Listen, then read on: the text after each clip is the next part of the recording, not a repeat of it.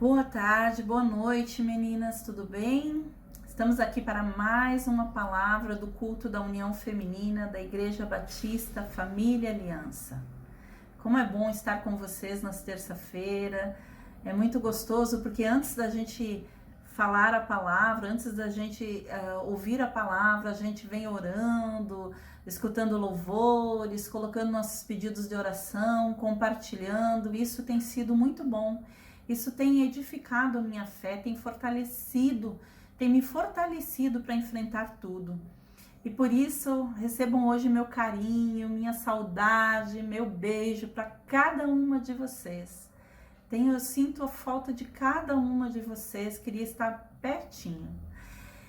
Hoje, eu quero falar com vocês sobre o segundo dos 3 porquês. Eu venho numa série, quero trazer uma série de 3 porquês para vocês. O primeiro porquê que eu falei foi na última pregação, na última palavra que eu trouxe, né? Que eu falei do porquê eu escolhi Jesus, né? Porque Jesus, porque eu quis Jesus na minha vida, porque Ele é o meu Senhor. Então a gente falou sobre isso, né? E eu enfatizei na última terça-feira que eu quis Jesus como meu Senhor e Salvador, porque Ele é o único que se compromete comigo.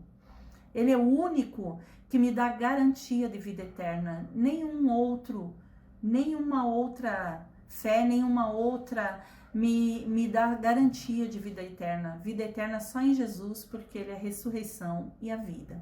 O segundo porquê que eu quero falar hoje com vocês é porque eu creio nas Escrituras. Porque as Escrituras é minha regra de fé e de vida. Porque eu acredito nas Escrituras e porque eu acredito que você tenha que acreditar nas Escrituras, né? E o terceiro porquê que eu vou trazer numa próxima palavra é porque eu creio na vida eterna, porque eu tenho certeza de salvação. Eu acho que são 3 pilares muito importantes para a nossa fé. É porque nós temos que ter, a nossa fé não é cega. Nós temos que ter isso muito claro na nossa mente e na nossa vida.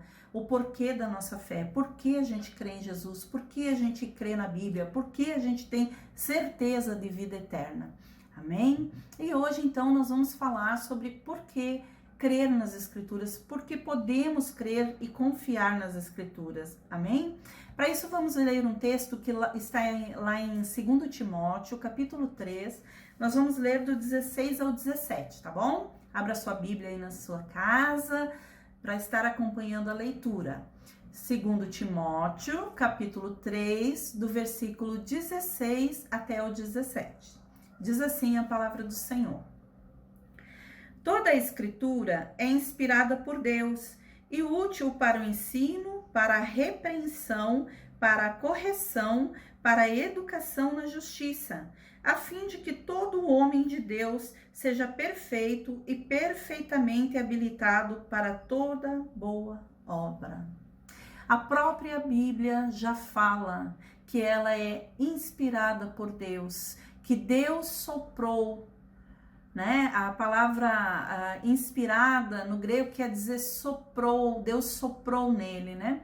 Deus inspirou homens santos para escrever a Bíblia. Então, só isso, se ela é útil para me educar, para me repreender, para me ensinar, e se foi Deus que inspirou ela, para mim isso já é ponto pacífico, né? Esse próprio versículo já daria uma boa base para crermos na Bíblia. Mas eu queria esmiuçar um pouco melhor isso, conversar um pouco melhor com vocês sobre isso, né? Muito bem.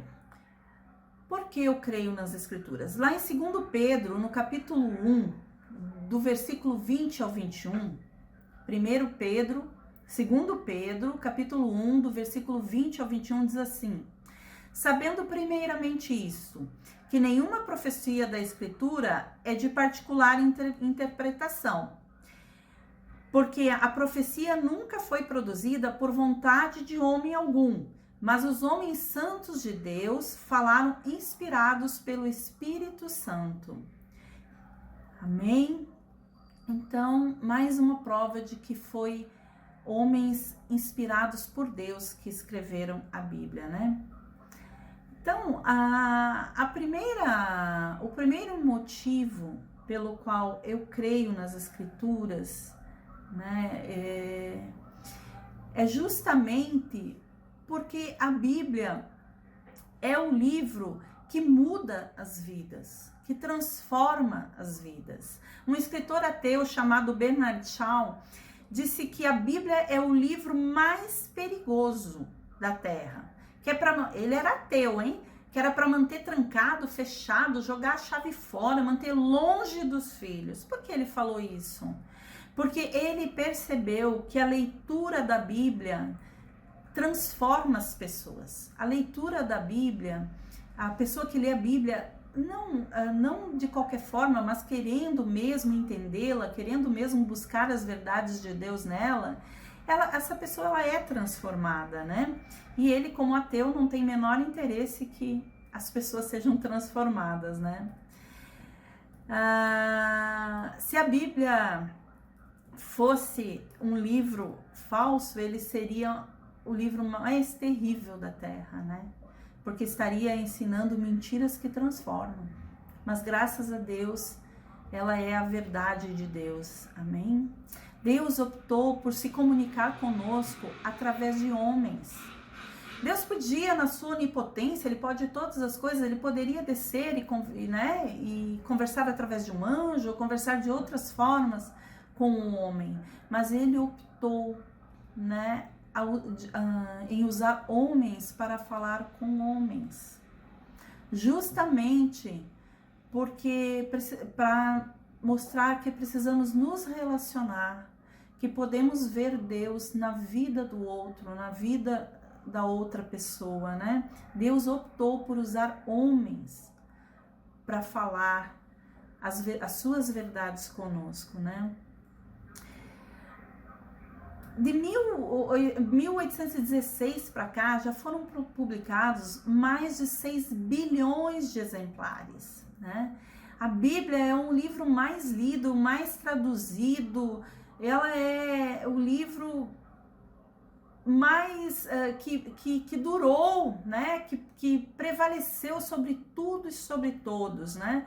E esse é um dos motivos pelos quais eu creio, é o primeiro motivo pelo qual eu creio que a Bíblia é a verdade de Deus. Por quê? Primeiro, porque ela resistiu ao tempo, ela resistiu a perseguições. Dirigentes de nações, de países fizeram de tudo para destruir a Bíblia, para não deixar que a Bíblia chegasse até o homem. A igreja, por muitos anos, proibia, não permitia a leitura da Bíblia, dizia que quem lesse a Bíblia enlouqueceria, né? Islã e tantos outros perseguiram cristãos por ler a Bíblia, mataram o povo de Deus porque queriam ler a Bíblia. Enfim, a Bíblia foi muito perseguida, foi o livro mais perseguido. A gente não tem notícia de um livro tão perseguido quanto a Bíblia, e mesmo assim ela resistiu ao tempo. A Bíblia foi um livro escrito por 40 homens diferentes, 40 autores diferentes. E esses autores não fizeram uma reunião de pauta. Eles não se reuniram para dizer, olha, Moisés, tu vai escrever Gênesis, Êxodos, Números, né, Levítico, Deuteronômio. Lucas, você vai escrever o Evangelho de Lucas. Ageu, você vai escrever o livro de Ageu e vai falar sobre isso e isso. Não teve uma pauta, não teve um consenso, não teve uma reunião para montar esse livro tão poderoso.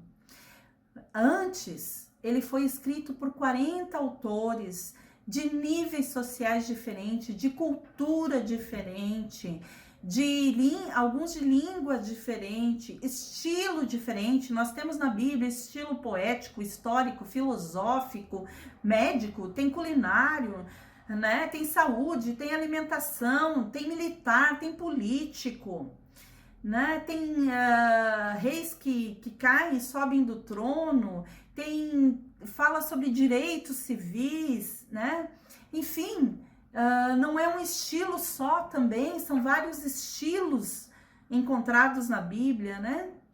Então, esses homens de épocas tão diferentes, porque a Bíblia foi escrita num período de 1500 anos, né? Com tantas questões contra ela, como ela sobreviveu, né? A Bíblia é considerada um livro gramaticalmente pobre, de uma linguagem pobre, né?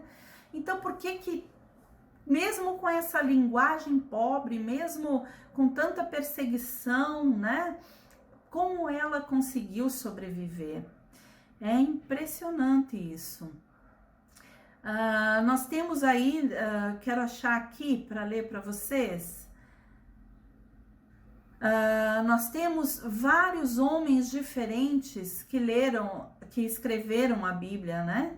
Moisés, ensinado em toda a ciência e cultura do Egito, um homem culto, né? Um homem que teve acesso à nobreza, à realeza, e no entanto também depois foi pastor, foi líder de Israel, né? Então, aí nós temos Amós, que foi um pastor, um homem do campo, um homem simples. Nós temos Daniel, que servia ao rei, que servia a reis, né?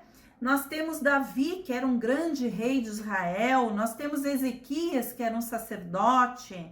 Nós temos Esdras, que foi um escriba, né? Que escrevia lei, que traduzia, que copiava a lei.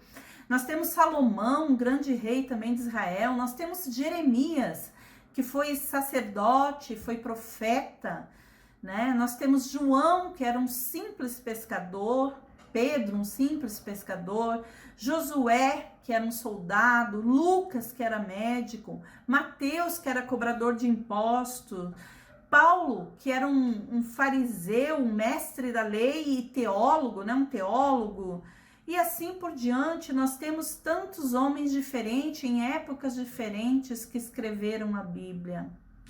E mesmo assim, imagina um livro com tanta controvérsia, com tanta, né, com tanta coisa para que não desse certo. Ele tem toda uma unidade de pensamento.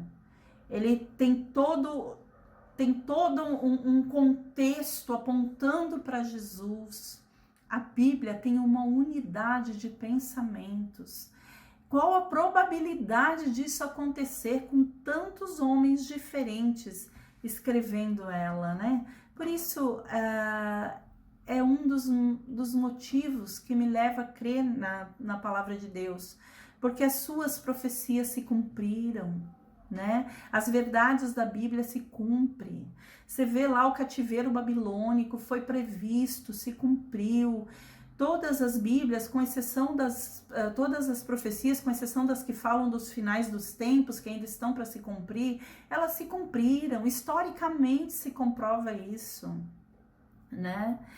Então, é um grande motivo para que você creia, né? Na palavra de Deus. Amém? A unidade da palavra de Deus. A segunda razão porque eu acredito na Bíblia é porque a Bíblia apresenta uma excelente ética. A moralidade e a ética apresentadas pela Bíblia são contrárias à inclinação natural das pessoas, sabe? São contrárias à inclinação do homem. A Bíblia, ela não mente, ela fala a verdade, até mesmo sobre seus autores. Ela fala da traição de Pedro, ela fala do adultério de Davi, ela fala das mortes causadas por homens, né, de Deus, ela fala do gênio ruim de Pedro, né, intempestuoso, ela fala do defeito do ser humano, dos problemas do ser humano, ela não esconde. Se a Bíblia não fosse inspirada por Deus, certamente seus autores iriam filtrar os que iam escrever, para que a própria vida não ficasse ali difamada, né? Se eles tivessem escrito por vontade própria, por querer escrever um livro, com certeza teria filtros humanos. No entanto, a Bíblia não tem esses filtros humanos. Ela foi escrita mostrando a real verdade do ser humano e a real necessidade de Deus do ser humano. Ela não mostra um ser humano perfeito, ela não mostra um santo, né? No sentido de não ter defeitos, né? Não, ela mostra homens santificados, separados para Deus, homens que entregaram sua vida para Deus com todos os seus defeitos, suas qualidades, seus porquês, né? Então não homens santos, mas homens santificados por Deus, né? Homens transformados por Deus, que não perderam a sua humanidade, mas que entregaram ela nas mãos do Salvador, né? Então, a segundo motivo que eu acredito na Bíblia é por isso, porque ela é um livro ético. Ela é um livro que mostra o teu e o meu erro. Ela é um livro que, quando você lê, revela o teu coração, revela a tua alma, revela o teu pecado, revela o que você precisa mudar. É incrível como a Bíblia fala com a gente. Quando você abre a Bíblia e começa a ler ela começa a falar ao teu coração e começa a revelar a tua alma. Então, é tremendo isso, e é por isso que eu creio na Bíblia, porque lendo ela já falou muito comigo, e através dela, muita coisa já mudou na minha vida, e muita coisa pode mudar na sua vida, se você começar a ler a Bíblia crendo. Amém? A terceira razão que eu quero falar, que eu quero dizer para vocês, do porquê eu creio na Bíblia, foi uma coisa que o próprio Senhor me mostrou, né? O próprio Senhor me falou ao meu coração sobre isso. Dias atrás eu tenho um dos meus filhos que conhece a palavra e ele acabou se afastando do Evangelho, né? E eu estava conversando com ele e ele estava assim questionando: mãe, eu estou aberto para a Bíblia e tudo, mas assim, como eu vou saber se ela é a verdade, né? Porque afinal foram homens que escreveram, e todo aquele papo que todo mundo que tem dúvidas nos pergunta, né?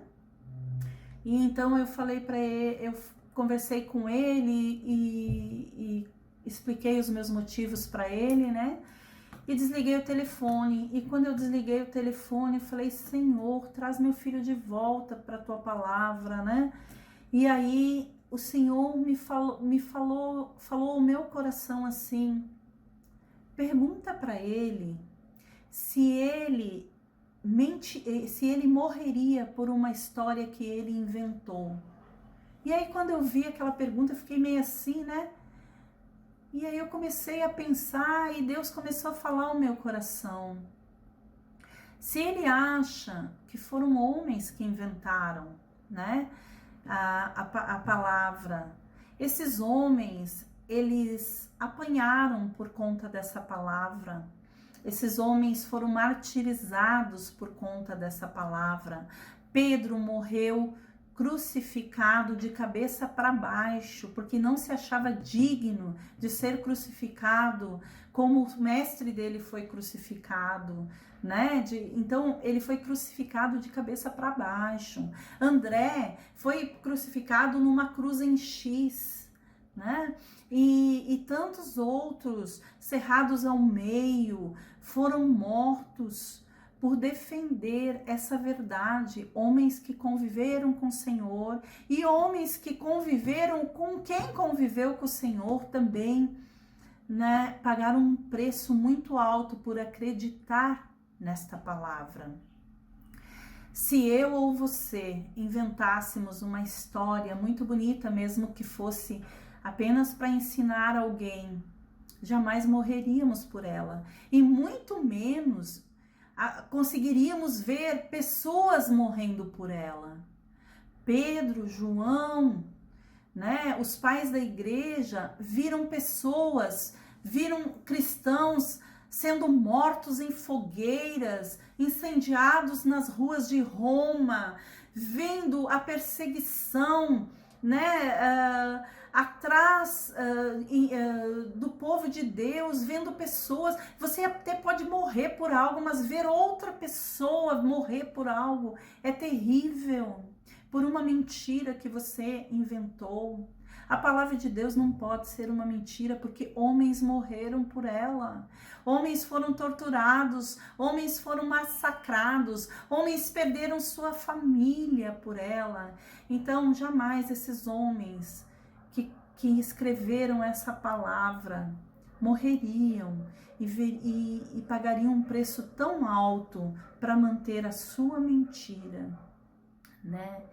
Eu creio na palavra de Deus e eu sei que ela é a verdade.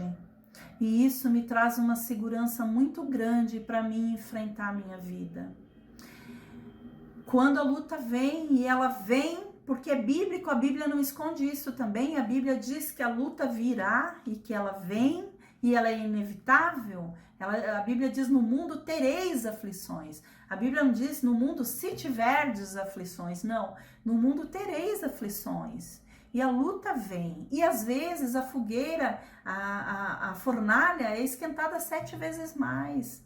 A Bíblia nos dá segurança, sabe? Nos dá paz. A palavra do Senhor nos traz a paz, né? A segurança para enfrentarmos. Coisa que nenhum outro livro traz. Nenhum outro livro te dá paz e segurança, porque a Bíblia transforma o teu interior. Amém? A Bíblia é um manual de instruções, de boa conduta, e principalmente nos ensina sobre Deus, nos fala do seu amor, nos fala do seu cuidado conosco, da sua proteção para conosco, né? De como devemos andar, de como devemos mudar, do que está errado na nossa vida, né? Quando Paulo escreve para Timóteo, ele reconhece esse fator das Escrituras e diz que toda a Escritura é inspirada por Deus e é útil para o ensino, para ensinar, para repreender, para corrigir, né? Então, busca na palavra de Deus as suas promessas, alinha com a palavra de Deus a tua vida, né? E tenha essa segurança. Saiba no que você crê. Que a tua fé não seja uma fé cega. Que a tua fé seja pautada na palavra de Deus que transforma. Nós não podemos ter uma fé cega. Nossa fé não é cega. Nós não somos fanáticos. Nós somos loucos por Jesus. Isso sim. Mas não pessoas com viseiras que não enxergam, muito pelo contrário. A Bíblia nos traz uma visão muito ampla. A Bíblia nos traz uma visão do passado, do presente e do futuro. Se há um livro que não nos limita a nossa visão, esse livro é a palavra de Deus. Por isso, minha irmã, meu irmão que está escutando essa palavra, meu amigo que está escutando essa palavra, busca aqui, que aqui você vai encontrar a diretriz para a tua vida, para o teu casamento, para a tua família, para ensinar os teus filhos. Aceita quando ela te corrige, porque a Bíblia diz que o Pai corrige a quem ama. E busca em Deus a tua vitória, a tua salvação, a transformação da tua vida, da tua casa e da tua família. Eu creio nas Escrituras. E você? Um beijo, minhas irmãs. Até a próxima terça-feira. Estamos juntas, estamos orando umas pelas outras. Somos uma família. Igreja Batista Família Aliança. Eu amo vocês e deixo aqui o meu carinho. Tchau!